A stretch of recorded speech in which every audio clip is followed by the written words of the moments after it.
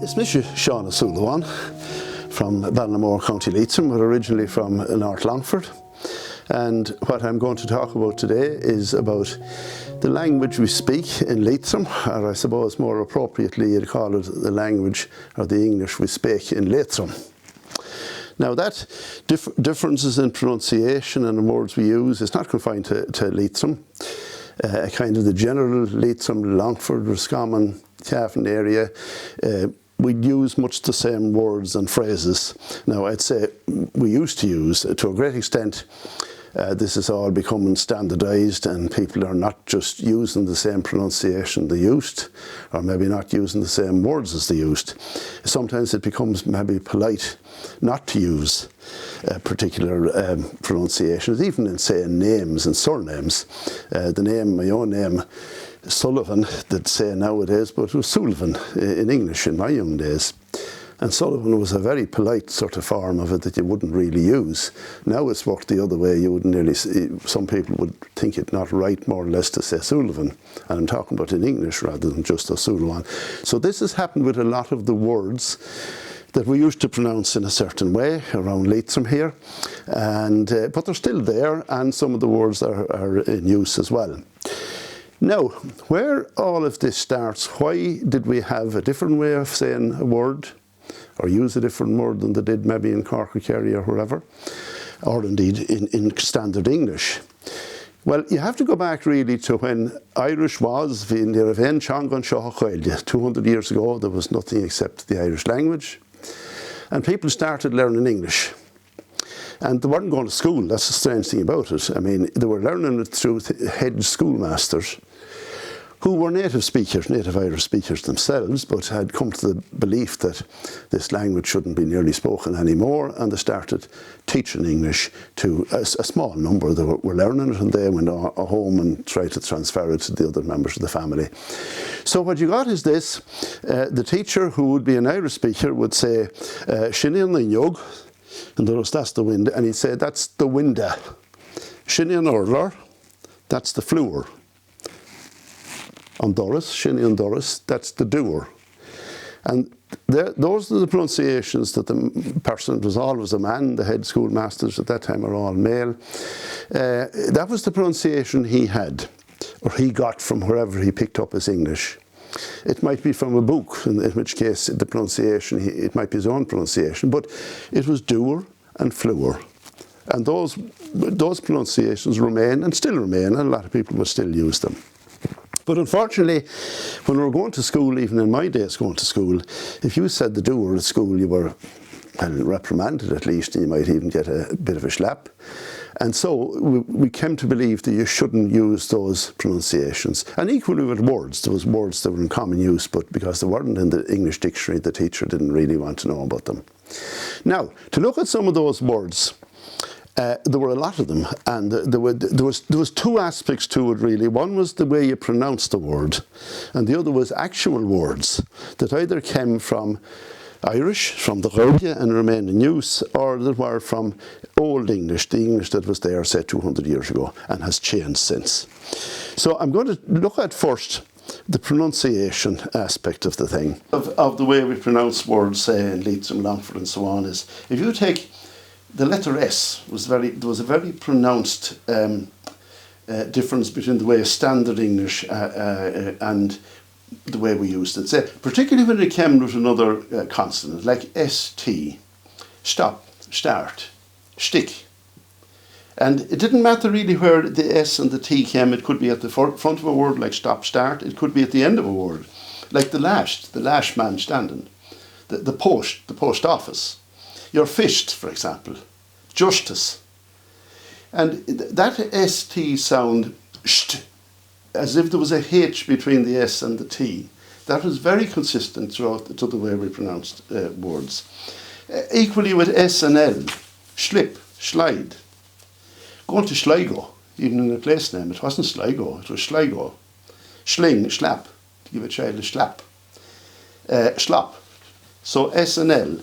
Also with S and N, a snail, a snack, to snip something, a snag, to snatch something, to sneak.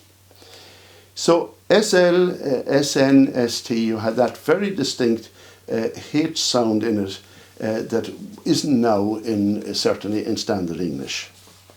Another example is OL. Now, for example, an owl man. Now, in Old English, of course, they spelt that I-U-L-D. But even with OLD, we call it an owl man or an owl woman. But a bowel child, OLD, a bowel, that's a cowl day. Now, they'd be still very common pronunciations in Leitrim. I told you so, or to scowl somebody, OLD. And that's there no matter again where it occurs, O and L, OLD. Now, probably the most significant one of all is E and A, like drinking the tea, going to the say. E and A, it doesn't matter again where it comes in the word. Eating a bit of mate. There's great hate in that day. Now, a lot of these are still, people will use that pronunciation still. It's very easy to do something. I wouldn't place you. A instead of E. In other words, it's not meat, eat, it's ate, A. The teacher in school, the creamery, going to the creamery. At home we used to have the Longford Lader. So that EA is, and it's absolutely consistent in the English we used around here. Whereas in standard English it's not. If you take meat, E, but M-E-A-T is meat, H-E-A-T is heat. So G-R-E-A-T should be greet, not great. You know, great man, it should be greet. So standard English is not consistent in the way, the Old English probably we learned, that was the way it was and very consistent. I'll give you another example of how Leitrim English again is very consistent. If you take the two O's, I mentioned the floor and the doer, ooh. So boot, B-O-T is boot, it's not boat in standard English. So that it's not, whereas the language we speak here is consistent, standard English isn't. B-O-T is boot, L-O-T is loot. So S-O-O-T should be suit, and that's what we would call it, what falls down the chimney, suit. But in polite English it's soot, which is totally illogical really. Okay, that's the pronunciation of words. Another aspect of it is the way we construct sentences. And when English came into use, into be the predominant language, very often the construction of a sentence was done based on the way it was done in Irish.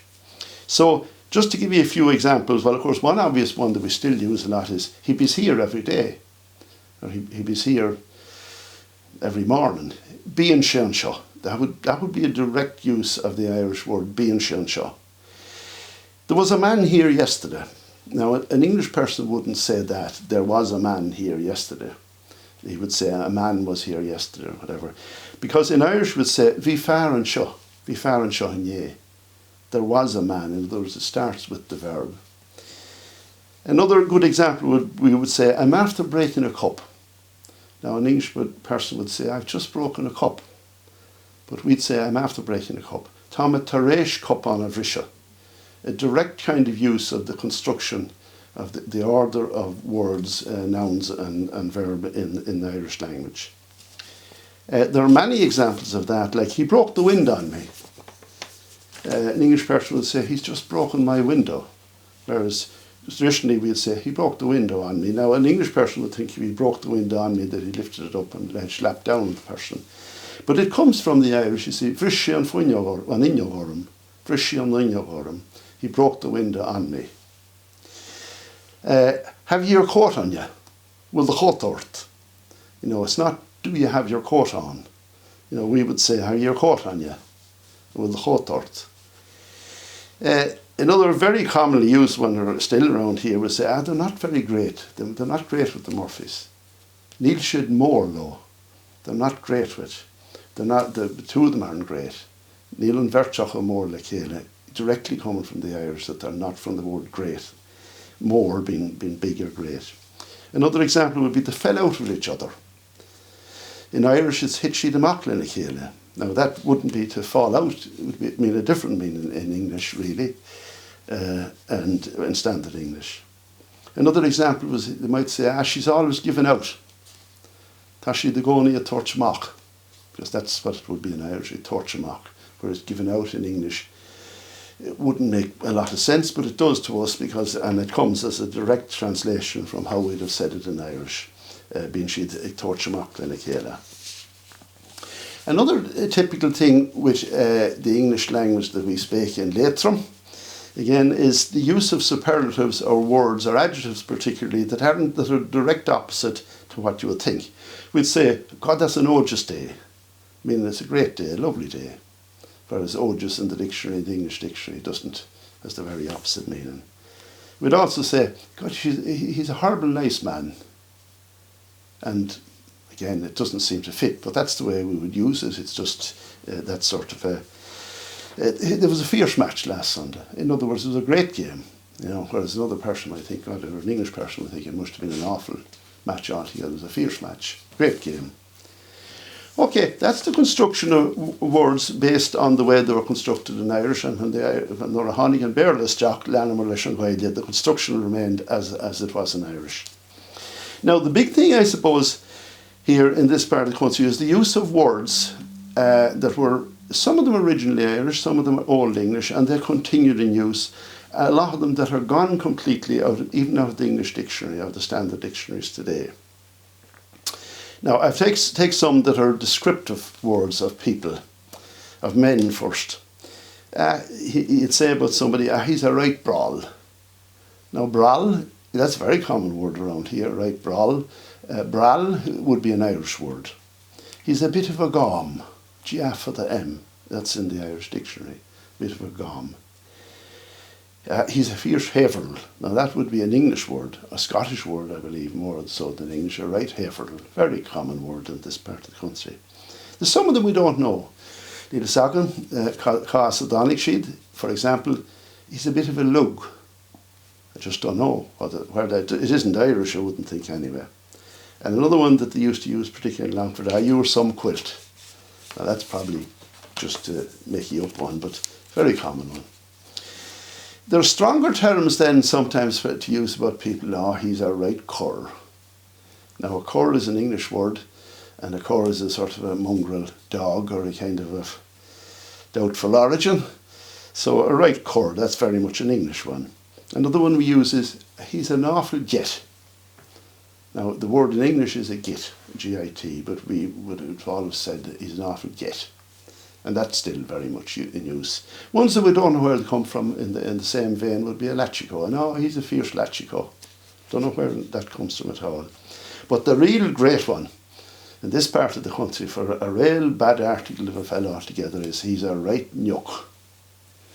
And I have no idea where that comes from. There's no evidence. I have no evidence that it's from the Gaeilge, and I can't find it in Old English dictionaries either.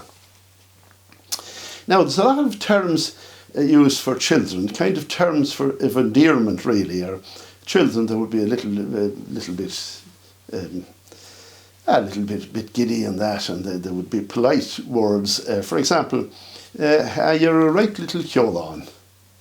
Very much used still, and it's still that here, right little ceolán. An Irish word, ceolán, C-E-O-L-A, then, I mean, a little bit in of a villain. Another would be, there's an English one, is you're a right little codger.